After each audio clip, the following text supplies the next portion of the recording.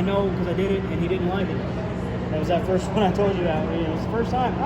You know, we didn't get the warmer going up good enough. So we put cold blood in the guy. He let us know that it hurt a lot. He called us a lot of bad names. I'm not going to say them now because shame on sailors. So we warm it up. We have our blood product, which this is obviously not blood. It's going to go in through a tube just like this, but right about here it's going to have a filter.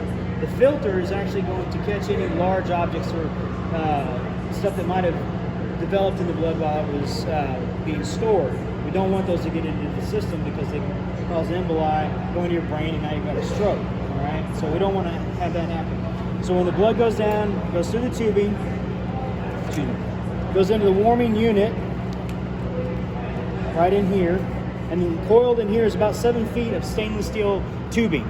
All right, about the same diameter as this. And along that stainless steel tubing is heating units and thermostats.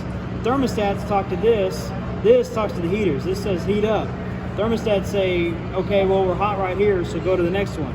So it gradually warms the blood until it comes out the other side. That way it doesn't, gradual warming's better. I don't know exactly why, but it is. Right.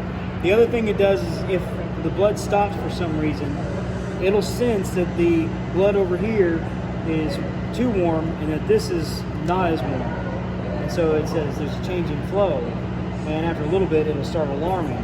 That way it'll shut off and it won't mess up the blood. We can flush it out and whatever's in there and we can start over. Or we get another one of these and put it on.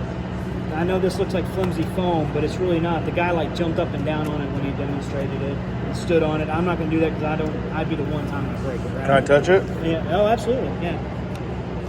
So it doesn't get hot. I mean, I know it's a warming. So they made it real simple. The special forces use these a lot. That's kind of why we like, oh, cool, we're special forces. These things are actually made in Israel. And you know, over there, they have a lot of trauma, right? And so they're real good about figuring out how to treat trauma. So they've made it real easy. You got one switch and you got another button. This is just a menu button that we don't ever use. So seriously, we just turn it on and we start the flow.